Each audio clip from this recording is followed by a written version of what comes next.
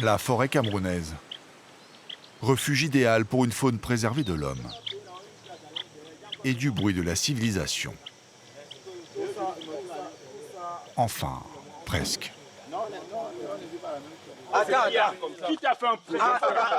Elle ne t'a pas dit ça. Si tu es quelqu'un normal, je ne t'ai pas dit de me parler de ça.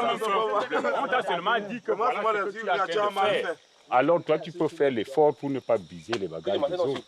Je ne sais pas. Tu as discuté que tu voulais aller en haut. Tu étais en bas, non? Pourquoi tu as d'abord discuté? Parce que l'autre personne qui était en haut... Après 2 heures de piste, les passagers de ce taxi collectif se révoltent contre le chauffeur et l'inconfort de sa voiture. Pourquoi tu as d'abord accepté quitter les en haut, tu peux donc maintenant aller gâter. Il y a les autres qui veulent entrer dedans, les autres qui veulent monter seulement en haut. Et d'autres qui se plaignent parce qu'ils sont Les autres se plaignent seulement parce qu'ils sont assis dans leurs bagages. Il faut dire qu'entassé à 15 dans une voiture, il y a de quoi se plaindre. Mais le chauffeur ne se démonte pas. Vous ne me connaissez pas. Je peux rembourser votre argent étant ici là. C'est comme ça que moi je suis.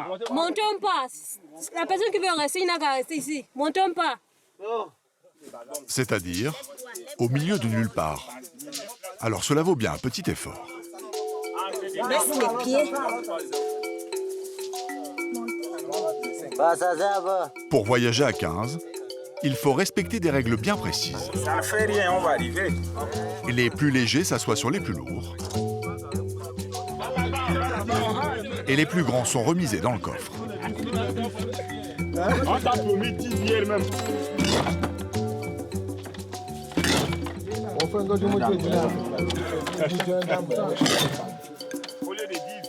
Pour les claustrophobes, il reste toujours le toit. Bon, passager à bord. À la guerre comme à la guerre.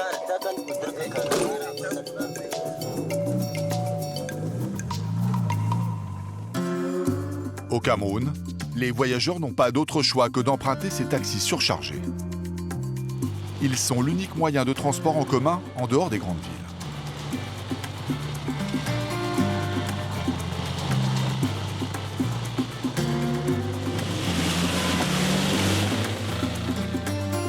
Dans la ville de Lolodorf, pour le pire des taxis, avant chaque départ, c'est le même challenge. Oscar va-t-il réussir à démarrer sa vieille bagnole? Allons, non? Sa japonaise est plus proche de la casse que du contrôle technique. Pourtant, Oscar ne manque pas d'imagination pour maintenir sa voiture en vie. Comme la batterie n'a plus les éléments qui peuvent la maintenir au cas où il y a des bousculades, bon, nous attachons ce fil ici là pour maintenir la batterie pour que ça ne bouge pas. Bon. Et ça aussi, c'est pour que bon, quand nous tombons dans la mare d'eau, pour que l'eau ne monte pas au niveau du carburateur. Le sale boulot, c'est le jeune mécanicien qui s'en charge. Il aspire de l'essence pour le mouiller ici dans les têtes du carburateur pour que quand je vais démarrer, pour que ça excite le moteur à vite démarrer. Vous voyez l'état, c'est que ça ne marche plus le goudron. C'est dû à les bourbiers, les routes non bitumées, c'est ça sa route. C'est ça que ça préfère, ça ne peut plus rouler au goudron. Ouais. Sa voiture porte les cicatrices de 20 ans de combat menés sur les pistes de la forêt. Ça là, ça n'a plus tous ces éléments. Nous sommes obligés de l'attacher pour garder au moins la forme de la voiture, quoi.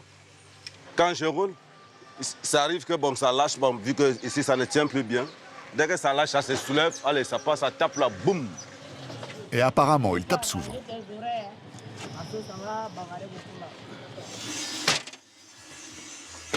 Quand la portière là, ça ne reste pas. Donc, je suis obligé de tirer le fil et d'attacher. Voilà, là c'est bon.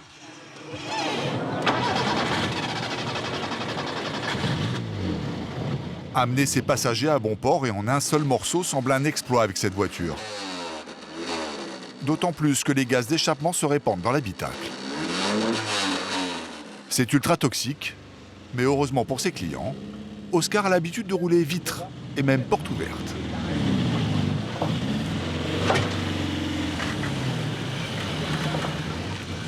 Les Camerounais appellent ces taxis des clandos. Clando pour clandestin. La police leur fait la chasse, non pas pour l'état de leur voiture, mais parce qu'aucun n'a de licence, voire de permis, comme Oscar. Les taxis clandos règnent en maître sur le Cameroun, pays d'Afrique centrale situé en pleine zone équatoriale. Il faut dire que seules les 2 principales villes du pays possèdent des lignes régulières.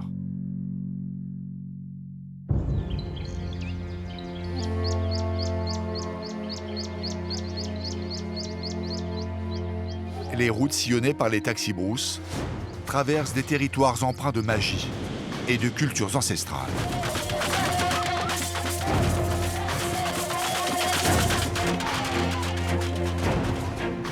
Mais le Cameroun, c'est aussi une grande puissance économique. Surnommé le grenier de l'Afrique centrale, tous les pays voisins comptent sur ses récoltes pour nourrir leur population.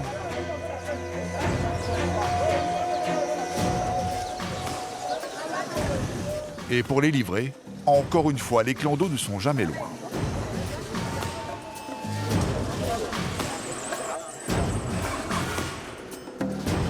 La formidable manne économique de l'agriculture ne se retrouve pas dans son réseau routier catastrophique. À 90%, il est même en terre. Un record. Pendant la saison des pluies, la boue transforme le moindre déplacement en un périple sans fin. Mais les autres sont là, elles ne poussent pas. Sur ces routes, mieux vaut avoir du souffle. Chaque voyage ressemble à une étape de rallye. Ça devient compliqué, hein? Les herbes, les petits arbres, les buissons, ça fouette vraiment. Ce désastre routier paralyse toute l'économie. Mais les choses sont en train de changer. Le pouvoir camerounais s'est lancé dans un vaste chantier. Au Cameroun, on n'a jamais vu ça. Hein? Au Cameroun, on n'a jamais vu ça. C'est bien fait. De belles routes sont en construction, mais les taxis clandestins ont encore de beaux jours devant eux. Et Bolo va presser là. Oscar, le taxi clando, drague le client à la gare routière. Vous allez Bolo? Oui, c'est 2500 transport ici. Et votre bagage doit payer? Votre bagage, je paye 500. Ça fait 3000. Déjà en gros, ça, c'est 3000 francs. Le transport. Est-ce qu'on doit voyager sans bagage? Ce n'est pas une agence, Une agence ce sont de des clandos. voyage. Toujours le bagage payé. Mireille est une pure citadine. Elle arrive tout juste de Yaoundé, la capitale, où il n'y a pas de clando.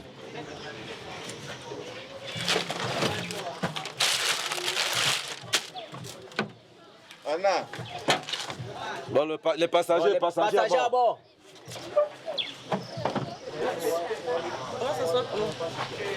Ici, vous montez d'abord là. Au chauffeur! Oui. Ça va comme ça. Vous allez juste maintenir l'équilibre, madame. On est habitué à voyager comme ça.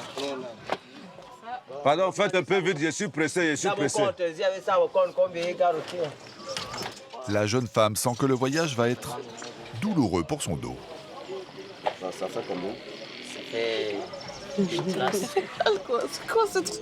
Non, c'est bon, tu peux t'adosser, il n'y a pas de problème. Mais ça fait mal. De toute façon, Mireille n'a pas le choix. Oscar est le seul à relier Lolodorf à la ville d'Ebolova. 80 km sur l'une des pires nationales du pays. Son temps de trajet est affolant. Il faut près de 7 heures pour la parcourir. Elle traverse le territoire des petits hommes, les Pygmées.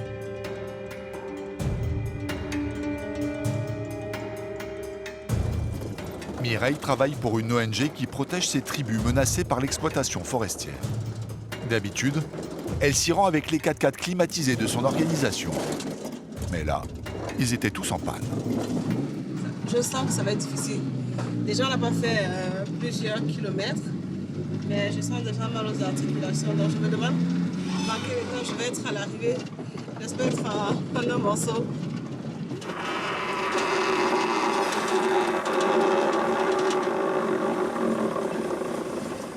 qu'est-ce que c'est. Ce bruit à l'avant de la voiture, Oscar l'a tout de suite reconnu. Qu'est-ce qu'il y a? Là, on a un problème de roue. 3 fois rien, les roues perdent tout simplement leur boulon. La roue risquait de sortir, c'est ça? Oui.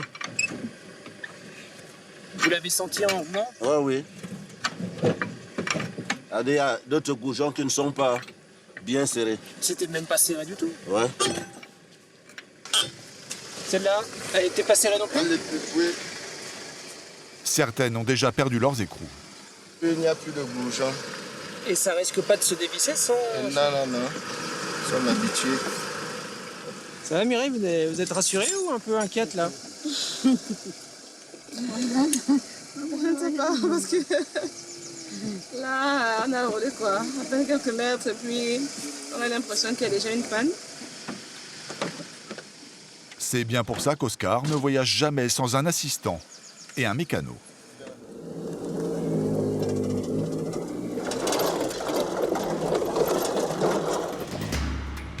Cette carcasse marque l'entrée dans la forêt des Pygmées et dans les vraies difficultés.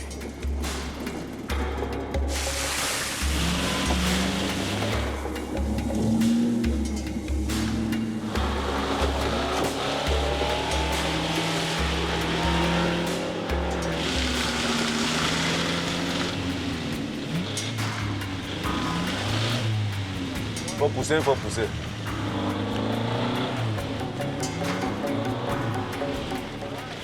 Enfin, c'est surtout son équipe qui s'y colle.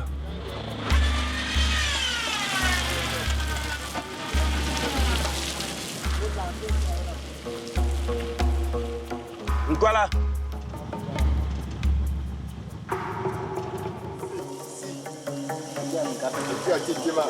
Parce que quand il met là, ça va. Suis les rails! Suis les rails!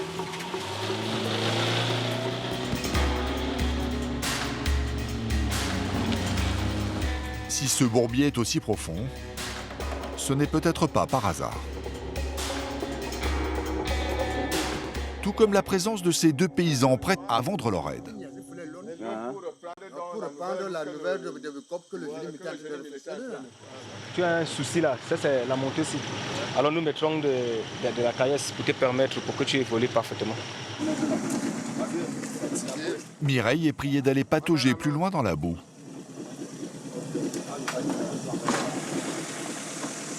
Fermez la portière là. Et comme par magie, au moment de s'élancer, les paysans sortent de derrière les fourrés des petits cailloux, soigneusement mis de côté.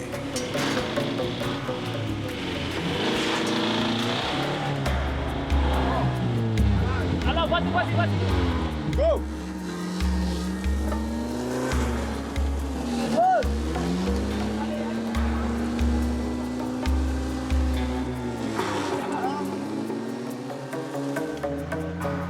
Quelques minutes plus tard, Oscar y laisse une partie de son embrayage et de ses bénéfices.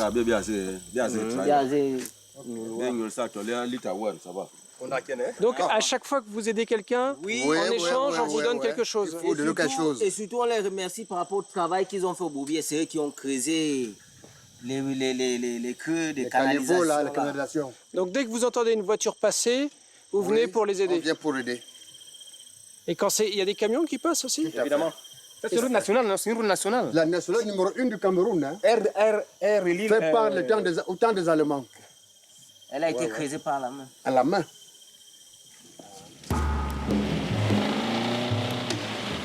Les Allemands ont colonisé le Cameroun de 1884 à 1918.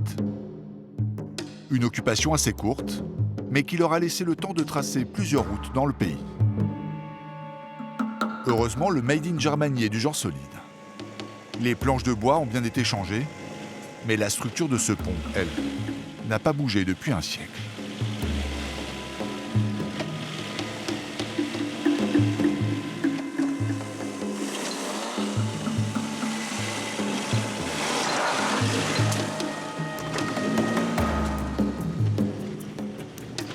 Les routes sont rarement entretenues par l'État. Ce sont les villageois qui s'y collent. Chacun en profite pour réclamer un droit de passage.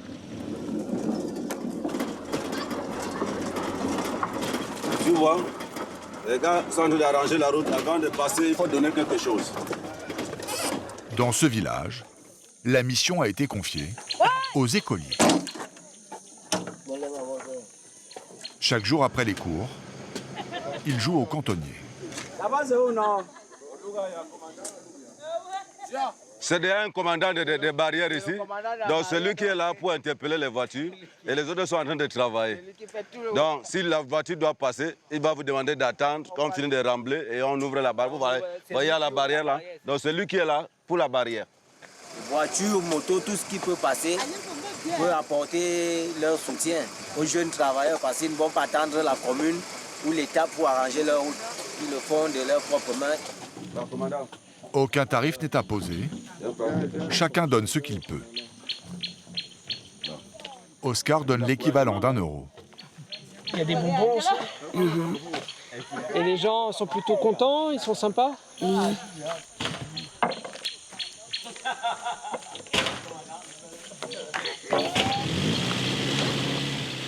Au Cameroun, la route nourrit quelquefois les villageois. Mais pas seulement. Il arrive qu'elle les abreuve. Mais là, ce n'est pas pour les enfants. Il y a foule autour de ce camion et l'ambiance est plutôt chaude. Qu'est-ce qui se passe? Ce qui se passe, c'est qu'il y a l'accident. Un semi-remorque de bière locale s'est couché dans le fossé. Le chauffeur s'en est sorti indemne et maintenant il vit un second cauchemar. La population est venue, ils se sont emparés de la boisson, on ne peut plus rien. Tout un monde que vous voyez, on ne peut pas les arrêter.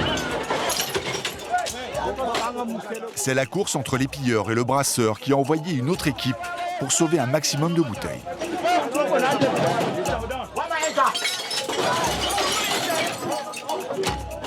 Tout à l'heure, là, comme appelé, on m'a dit qu'il y avait un accident ici, qu'il fallait évacuer les casiers. Et tout le monde prend les bières là?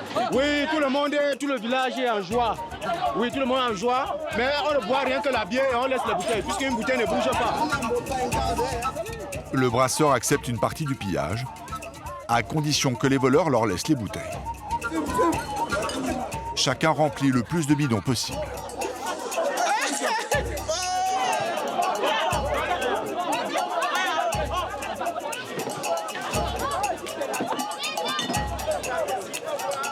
Les dieux, ou plutôt les démons des routes, offrent une tournée générale aux paysans.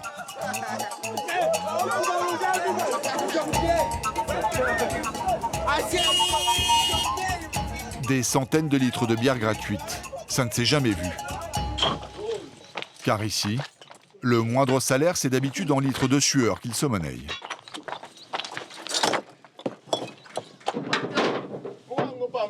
Dans les mines à ciel ouvert, pour se payer une bière, il faut en soulever des pierres. Le basalte est une roche volcanique très résistante. Elle est utilisée pour les fondations des maisons. Ces hommes remplacent les machines. Les plus forts portent jusqu'à 100 kilos. Dans le pays, on les appelle les chargeurs.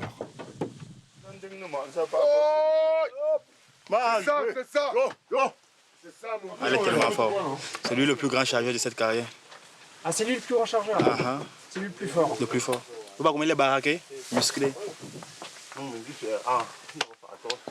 va, tu le donnes? Ça va bien, gars. Fatigué? Non, je ne suis pas fatigué. C'est le sport, non? Je ne suis pas fatigué. Chez les chargeurs, il y en a un qui dénote un peu. Michael est le seul à porter un équipement de protection. Tout le monde l'appelle prof, et ce n'est pas un hasard. Bon, moi, j'aimerais être professeur de psychologie, d'autant plus que je suis déjà dans l'enseignement et je poursuis en faculté des lettres et sciences humaines. Et j'aimerais être professeur de psychologie. Et en attendant, vous faites ce métier, c'est ça? Effectivement. Mais je ne le fais que pendant les week-ends. Le reste du temps, Michael est instituteur. Et vous êtes payé en semaine? Si je travaille comme je me barre du 1er au 31 et j'encaisse un salaire de 20 000 francs le mois, c'est vraiment insignifiant. Soit moins de 300 € par mois. Quand il pose ses livres d'école pour enfiler son casque de chantier, il empoche en moyenne 56 € en un week-end. Pour une fois, les muscles rapportent plus que la matière grise. Dans la vie, on dit souvent la vie est un combat. On doit se battre pour subsister. Oui, c'est la raison pour laquelle moi je ne peux pas rester les bras croisés et passer le temps à plénicher. Je ne suis pas quand même le premier. J'ai eu la chance de bénéficier de mes deux mains et de mes deux pieds aussi. C'est comme ça.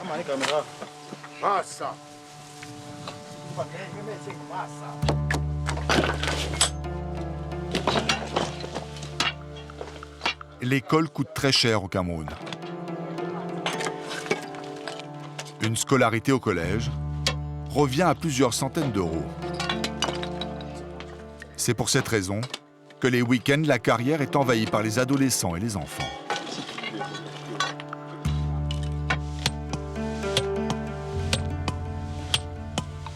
Les plus jeunes n'ont pas le droit de creuser. Mais leur travail est tout aussi éreintant.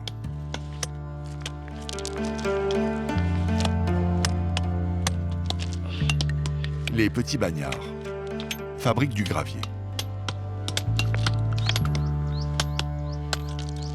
Pourquoi tu casses des pierres? Pour payer ma scolarité. Non. Je trouve pas ça normal qu'un enfant doit casser les cailloux pour aller à l'école. C'est important l'école pour toi? Oui, pour devenir une grande personne comme d'autres. Et tu aimerais faire quoi toi plus tard? Docteur.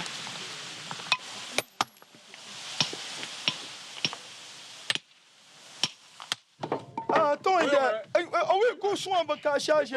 Maman, tu changes chargé, gars. Vous connaissez? C'est à cause de la route. Le mal n'entretient pas la route. Voilà, c'est ça. C'est ça. C'est tout foutu comme ça. Hein? C'est l'état de la route. Oui, c'est tout foutu. Et ces roues-là, elles datent de quand? Un mois ou trop. Oui, oui, à cause de l'état de la route. Filmez un peu la route là. Et voici le responsable de la commune. Le voilà. Pourquoi vous n'entretenez pas la route? Le voilà. Il n'entretient pas. Si certaines questions le font fuir, l'agent municipal n'en oublie pas pour autant l'essentiel. Encaisser le droit de passage. On est obligé de payer. On ne peut pas sortir sans payer. Et ça, c'est 2000 francs? Oui, 2000 francs. Et il y a environ 100 camions qui chargent ici par jour. Donc, avec ce droit que la mairie prélève, ils pouvaient très bien nous aménager la route. Et ils ne le font pas? Non, ils ne le font pas.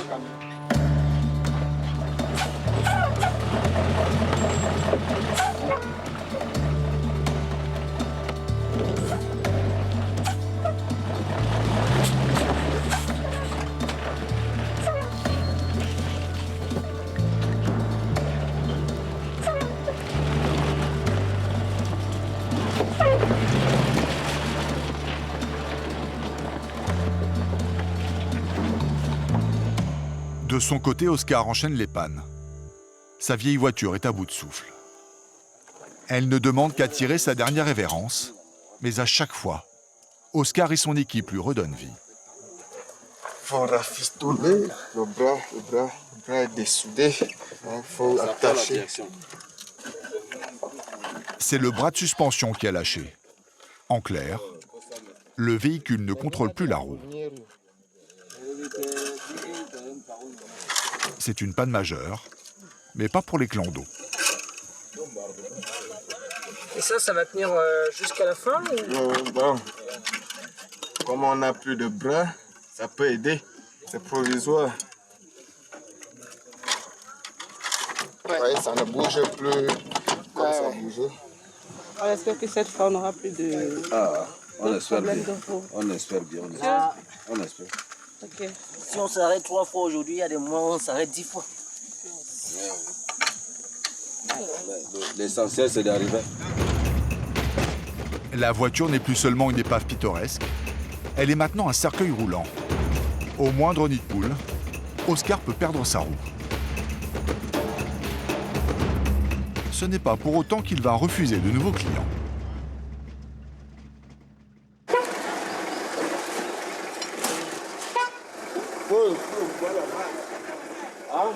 Il y a une autre femme qui allait prendre ses bagages. Évidemment, la passagère n'est pas prévenue des risques qu'elle prend. Mais en parfait gentleman, les deux assistants d'Oscar lui abandonnent la banquette et son douillet dossier en bois.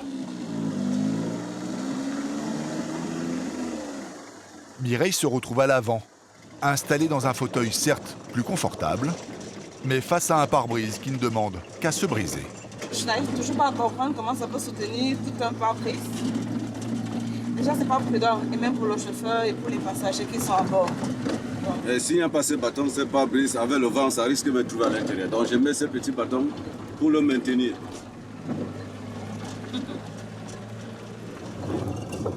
La villageoise, elle, n'a aucune inquiétude.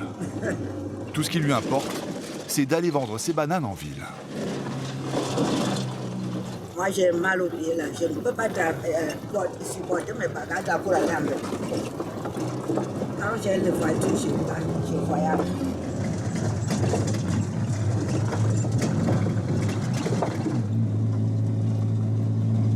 On ne peut pas s'en passer du clando. Parce qu'il n'y a que ça qui essaie de soulager le villageois. Oui. Et s'il n'y a pas ça, voilà une maman. S'il n'y avait pas ce véhicule, c'est vivre, ça allait mûrir et pourrir là sur place. Enfin, encore faut-il que le clando arrive à bon port. Regardez, ne lance pas trop fort. Qu'est-ce qui se passe là? Nous sommes sur une mauvaise montée, ça patine. Autant dire un Everest pour la vieille carcasse. Non. Monte, tu t'en démarres. Là, c'est pour donner l'appui à la traction avant. Pour qu'on lance la colline.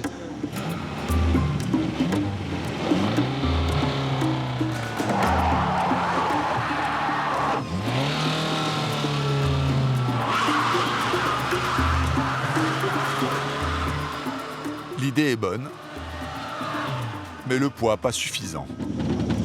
Le moteur est au bord de la rupture, dans l'habitacle. L'air est irrespirable. Ça chauffe là? Oui. Ça, c'est le pneu qui se Ça étouffe surtout.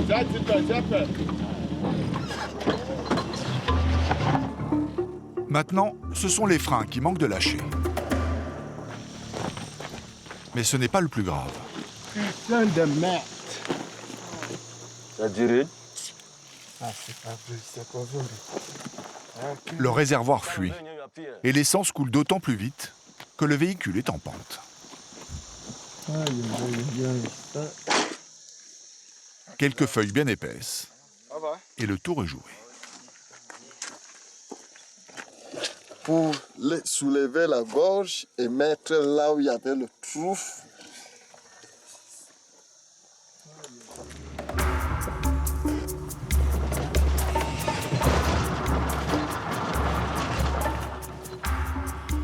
Reste encore à passer la côte.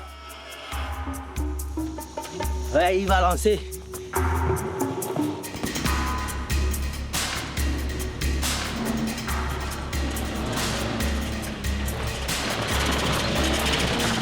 Leur voyage peut continuer jusqu'à la prochaine embûche. Toujours passer, c'est la devise des clandos. Quel que soit l'état de la route et quelle que soit la taille du véhicule.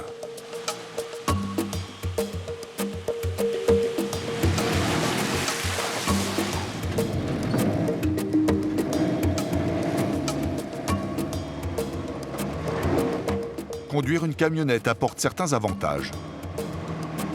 À bord, une trentaine de passagers. Et quand on s'embourbe, c'est plutôt pratique.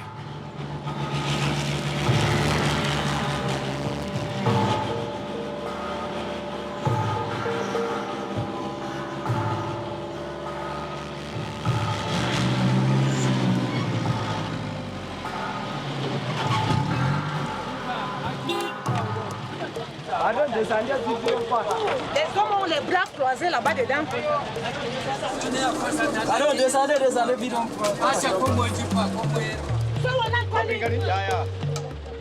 Et là, pas de sexisme. Hommes et femmes sont à la même enseigne.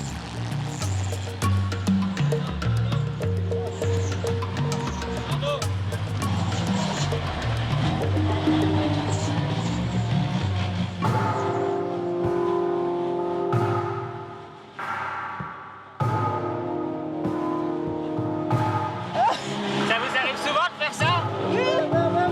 On pousse la voiture. Alors, ça nous arrive toujours. Mais tous les passagers ne jouent pas le jeu.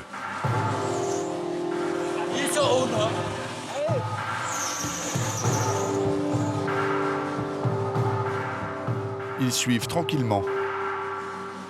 Il n'y a pas la carte. Mettez d'abord la carte. Les autres sont là, ils ne poussent pas. Les autres poussent, on ne peut aller comment? On ne peut pas aller. Il faut que tout le monde mette la main.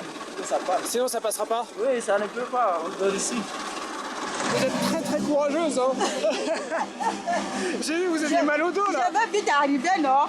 Et si on le pousse, on peut dormir ici. Allons, poussons, on parle.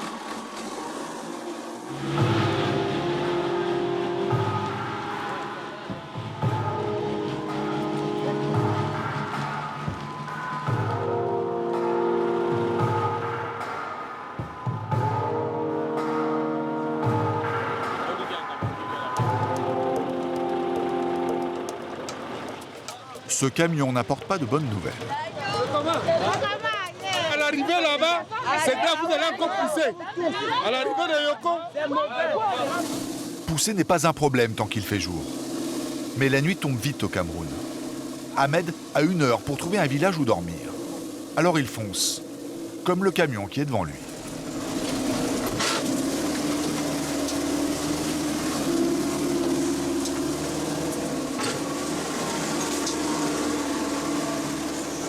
Cette côte compromet leur chance. Ahmed envoie tout de suite son mécano.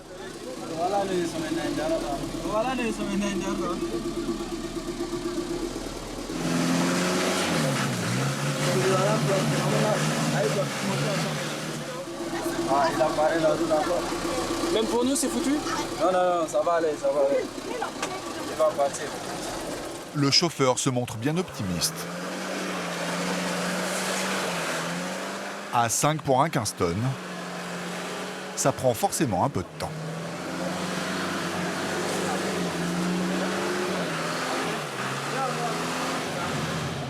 De leur côté, les passagers ont compris qu'il fallait remettre ça.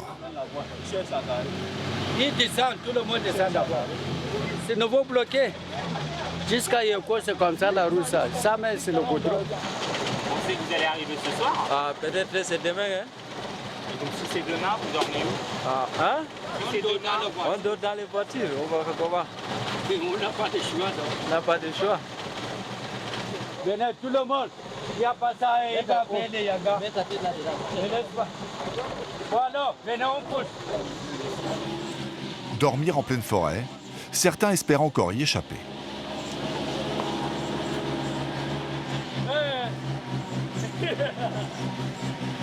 Allez!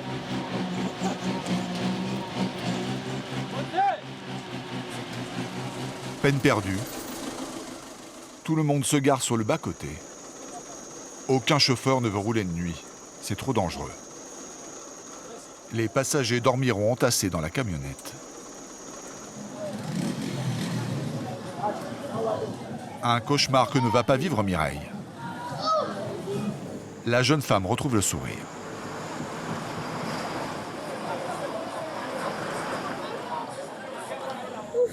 Enfin, arrivé. De 11h30 On va à 19h. s'arrêter à la station. Après 7h30 d'enfer, elle arrive à Ebolova. Demain matin, elle pourra honorer son rendez-vous avec les pygmées de la forêt.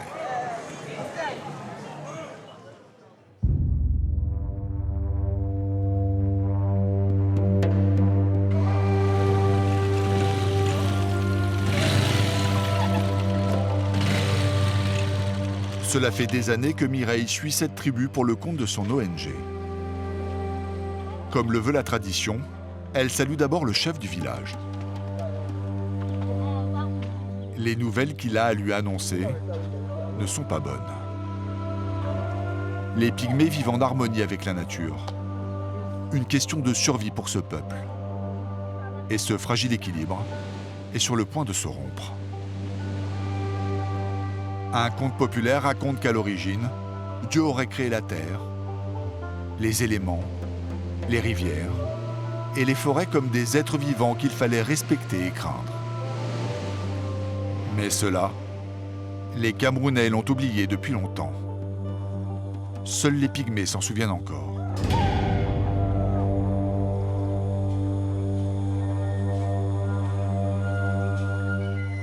Le territoire de ces chasseurs-cueilleurs s'étend sur toute la forêt équatoriale. Au fil des siècles, leur corps s'est adapté à ce milieu hostile. Leur petite taille leur permet de se faufiler facilement dans la jungle. Mais aujourd'hui, ces tribus sont chassées de leur habitat naturel au profit des coupeurs de bois et des planteurs d'huile de palme. Petit à petit, l'État parque le long des routes les 40 000 pygmées du pays. Loin de leur terrain de chasse. Malgré une journée à traquer le gibier, ce chasseur revient bredouille.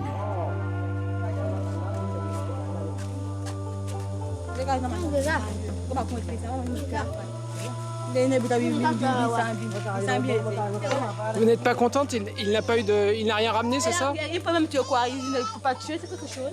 Ça va prendre. Il apprend à tuer la viande. Il apprend à tuer la viande. Les villageois lui apprennent que la cohabitation avec leurs voisins bantous, tribu majoritaire au Cameroun, ne se passe pas très bien. Voire même ils se sentent menacés. On a même beaucoup de problèmes avec les Bantous. Tu vas venir rester ici. Oh, ce n'est pas votre terrain, machin, tout, Beaucoup, comme ça. Lorsqu'on les place là, l'État ne leur donne pas un titre foncier. Donc, du coup, les Bantous estiment que ils sont pas à leur place, quoi. Les pygmées, peuple nomade, ne savent plus où aller. Leurs traditions se perdent, beaucoup se noient dans l'alcool, et certains deviennent les esclaves des Bantous, qui leur reconnaissent au moins une qualité, leur talent de chasseur. C'est la flèche, c'est la lance, avec la machette. Est-ce qu'il y a des espèces spécifiques qu'on vous demande de chasser? Les porte-épis comme ça, là, et les antilopes. Et les singes. Donc, vous chassez ces espèces pour les Bantous. Oui. Et qu'est-ce qu'ils vous donnent en retour? Comme quoi? Peut-être s'ils te mentent même, ils te donnent 2000 francs ou bien 1000 francs. Et toi aussi, tu as les enfants pour aller à l'école, tu vas les faire. Quand tu vas lui demander que mon enfant, il veut partir à l'école, donne-moi, je suis parti te faire la chasse. Donne-moi l'argent. Il commençait à te taper. Il te parlait déjà à la bouche.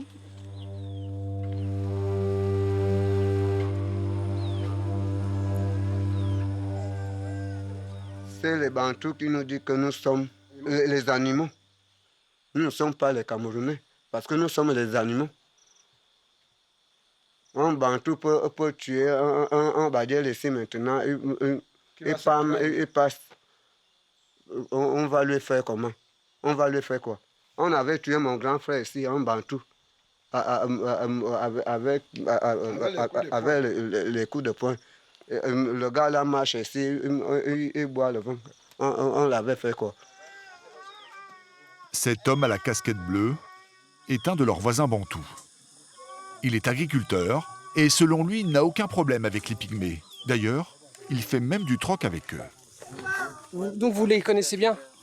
Je les connais tout ce monde-là. Alors, vous êtes voisins? Comment ça se passe entre les Bantous et les Pygmées? Non, on s'entend bien, on les fait travailler. Ils n'ont pas tellement besoin d'argent. Ils ont besoin seulement de ce que vous avez, puisque eux, ils ne sont pas tellement cultivateurs. Ils ne sont pas cultivateurs trop. Mais nous qui avons des vivres, on s'échange. Quand ils ont de la viande, nous, on leur donne, ils prennent nos vivres. Pourtant de l'argent, les pygmées en ont bien besoin. Et toi, tu veux l'argent pour partir bien à l'hôpital. 1500. Il avait l'air de dire que tout allait bien entre Pygmées et Bantous. Le bois, c'est rare. Mireille enregistre chaque témoignage. Elle s'en servira pour plaider la cause des Pygmées auprès des autorités à Yaoundé, la capitale. Tout n'est pas négatif dans la sédentarisation de ces tribus. Pour la première fois, les enfants pygmées peuvent aller à l'école. Ils seront la première génération à savoir lire et écrire. Autant d'atouts pour mieux faire valoir leurs droits plus tard. Au milieu de la forêt équatoriale, il existe des cités oubliées. Oubliées du reste du pays, car elles sont inaccessibles pendant les 4 mois que dure la saison des pluies. La forêt retient en otage près de 30 000 personnes.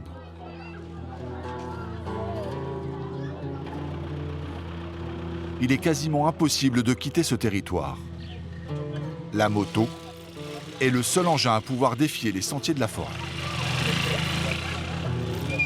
À la gare routière de Yoko, impossible de louper ces mototaxis sans peur. Les autorités les obligent à porter un gilet jaune. Sécurité oblige.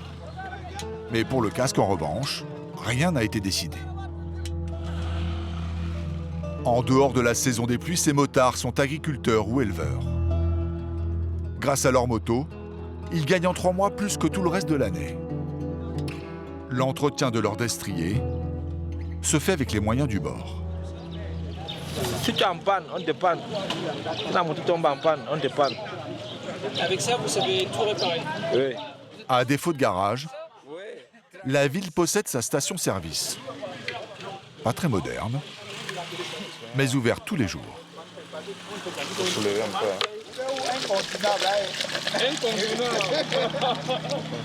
Il y a du super ici, c'est clair. Et l'autre, c'est du joie. On se bat avec. Et la qualité est bonne? Non, ça n'a pas de problème. On n'a pas de problème avec ça dans nos motos. Ce jour-là, 6 motos ont fait le plein.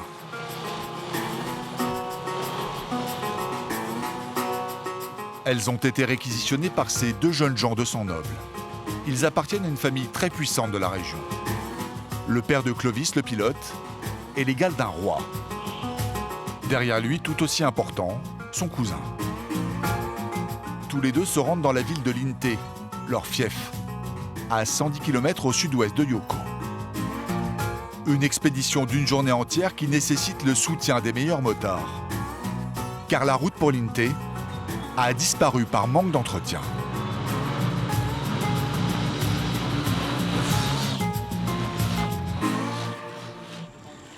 C'était pourtant l'une des plus importantes de la région. Seul ce pont métallique rappelle que des voitures et des camions ont bien sillonné cette piste. On peut dire que c'est un pont miraculeux, hein? Vraiment. Ça n'a jamais eu de problème. Construit par les colons allemands ou les Français, plus personne ne s'en souvient. En revanche, Clovis n'oublie pas qu'aujourd'hui, l'ouvrage appartient de fait à sa famille, comme toute cette forêt. Vous êtes l'un des fils du chef de cette région. Oui. Et un jour, vous allez hériter de ça? En tout cas, nous sommes nombreux, je ne sais pas. Nous sommes au nombre peut-être de 30 comme ça là. Tu sais que mon père a fait beaucoup d'enfants. Et cette famille, elle dirige cette région depuis des générations? Depuis au temps des Allemands. Donc c'est mon grand-père qui avait fondé le village, qui a créé le village.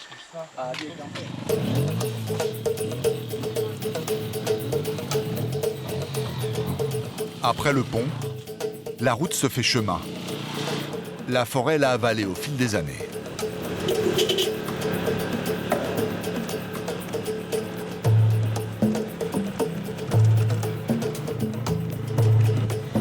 C'est la seule route. Sauf par voie aérienne, sinon c'est la seule route.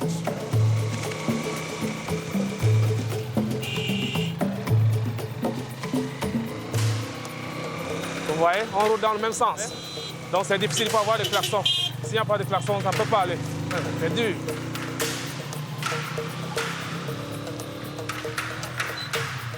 Il y a une épaisseur d'argile mouillée qui cherche à me jeter là. Et là, c'est compliqué. Hein? Mais ça va. Ça va aller.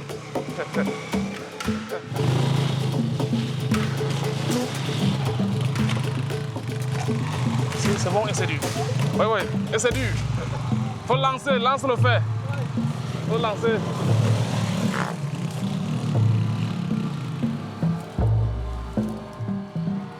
D'abord, tape dans l'eau là.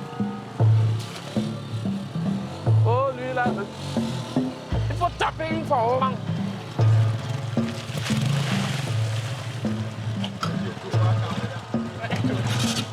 Le plus périlleux, ce sont ces ponts de construction locale. Même les as du guidon les redoutent.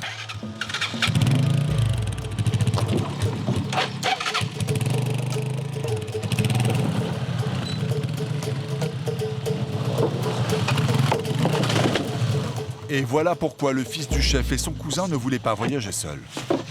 Ça, c'est bon. Oh, venez, venez, venez. Sur cette route, il ne passe quasiment personne. Si l'accident est grave, il n'y aura aucun secours. Pas le blessé.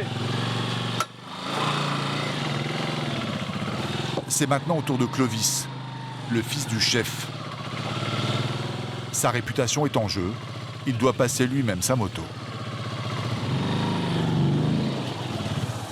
Sur cette route, ou plutôt ce chemin, il y a les dangers évidents et ceux qui n'ont l'air de rien, mais qui blessent à tous les coups. Les herbes, les petits arbres, les buissons, ça fouette vraiment. Et ça fait trop mal. Les yeux peuvent avoir les problèmes. Quand ça fouette dans les yeux, ça peut faire trop mal.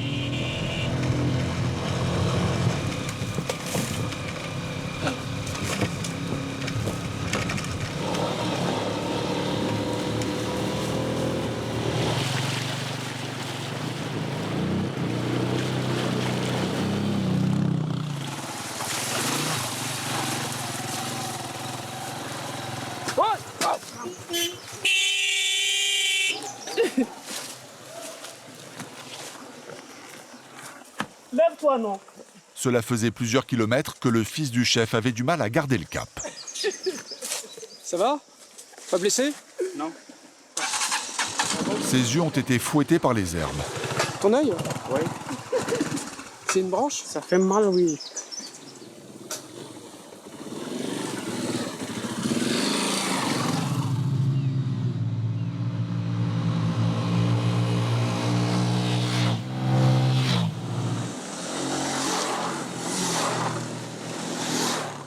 Voici Linté, la capitale de la chefferie de toute la région.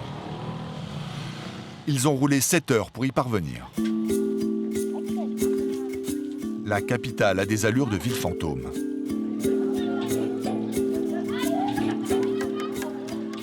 La moitié de la population a fui. Et celle qui reste tue le temps en silence.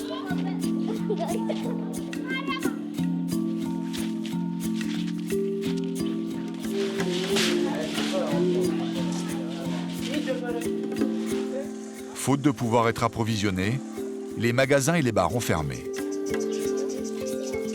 De plus, ils ne pouvaient rien maintenir au frais, malgré la présence des poteaux électriques. Bien sûr, il y a les fils, mais seulement il n'y a pas le groupe, il n'y a rien. Donc c'était juste pour faire plaisir à la population, il peut dire, vous voyez. Et dans tout le village, personne n'a l'électricité, ça n'existe pas. Non, sauf les groupes électrogènes là, les petits groupes. L'électricité, c'était une promesse électorale. Mais une fois les élections passées, les poteaux n'ont jamais été raccordés à la centrale électrique. Le père de Clovis, le chef de la région, ne sait plus comment faire pour désenclaver son royaume. C'est un problème pour vous que la route soit dans cet état-là pour le village? Vraiment, c'est notre guerre que c'est le plus être fait. Comment quelqu'un tombe gravement malade ou bien l'aîné, on les met encore sur la moto. L'aîné mettait quelqu'un sur la moto. Et des fois, quand quelqu'un me veille au cou là-bas, on attache, le conducteur attache le cadavre sur son dos pour amener le corps ici au village. On sent que vous pensez beaucoup à la jeunesse. Oui. Ça vous inquiète? La jeunesse, c'est le fer de lance. Seul problème, les enfants n'ont même plus d'enseignants. On a l'inquiétude parce que les enseignants ne veulent pas venir parce que quoi? Il n'y a pas le réseau, il n'y a pas la route. Bon, celui-là dit que je veux... Il n'y a pas la lumière. Il n'y a pas la lumière. Il y a de quoi être rebelle, je ne vous mens pas. Si j'étais jeune encore, je pouvais mobiliser les jeunes, nous devenons des délinquants. On nous attrape, on nous met en prison. Tant pis, ça ne fait rien. Nous, on souffre, on souffre. C'est ça qui fait partir les jeunes ici. Ils ne peuvent pas supporter. Ils ne peuvent pas. C'est difficile.